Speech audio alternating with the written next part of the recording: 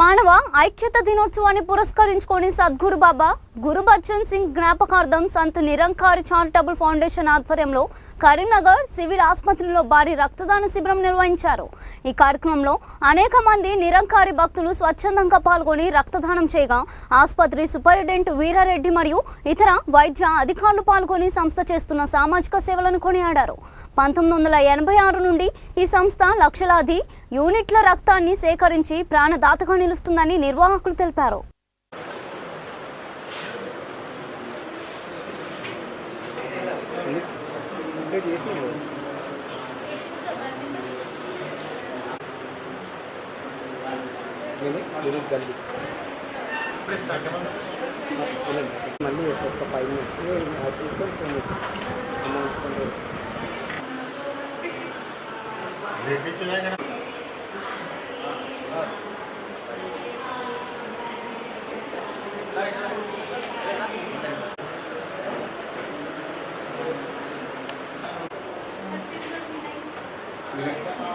Dharmapuri group में होता है।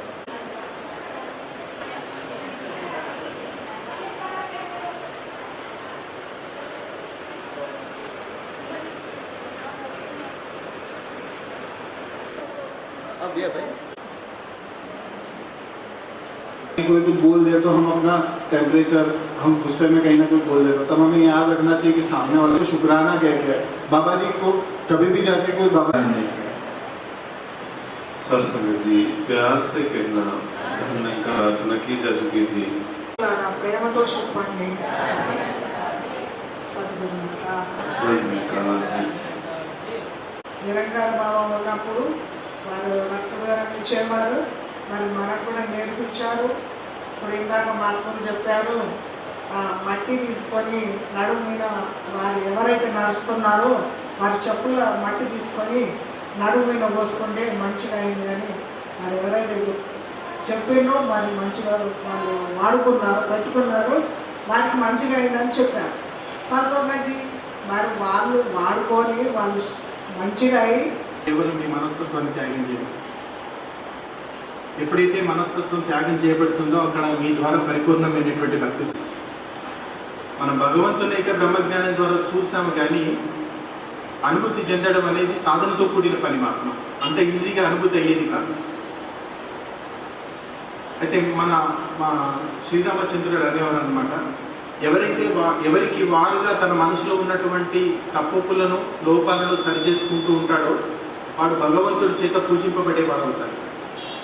అంటే ఎవరికి వారుగా తన మనసులో ఉన్నటువంటి లోపాలను సరిచేసుకుంటూ భగవంతుడు మెచ్చేటువంటి విధంగా తన ఆలోచనలు తన భావాలను ఉండాలి। భగవంతుడు భావప్రియుడు మాత్రం జ్ఞానం దొరకడం, జ్ఞానాన్ని ఎవరైతే నిరంతరం ధ్యానిస్తారో ఆ జ్ఞానికి పరమాత్ముడు సమీపంగా ఉంటాడు, జ్ఞానికి పరమాత్ముడు సమీపంగా ఉంటాడు। అసలు ధ్యాసే లేని వాడికి పరమాత్ముడు చాలా దూరంగా ఉంటాడు। అంచేతే ఎవరు ఆత్మను ప్రేమిస్తారో ఆత్మ వారిని ప్రేమిస్తుంది, ఎవరు ఆత్మను గుర్తుంచుకుంటారో ఆత్మ వారిని గుర్తుంచుకుంటుంది। అంటే ఏ విధంగా మనం ఆలోచనలు కలిగి ఉండాలి, ఎటువంటి విధంగా మన ప్రవర్తన ఉండాలనేది ఎవరికి వారుగా ఒక ప్రశ్న మాత్రం। అంచేత మనిషి పతన వ్యవస్థకు రెండు కారణం అండి, ఒకటి అహంకారము, రెండు అభిమానం। ఈరోజు కరీంనగర్ బ్రాంచ్లో రక్తదాన శిబిరం మానవైక్యత దినోత్సవ సందర్భంగా ఇందరు గురుభక్తుల మధ్యన కూర్చొని ఈ కార్యక్రమం విజయవంతమైందంటే ఇది కేవలం గురు ఆశీర్వాదం, గురు ఆదేశం।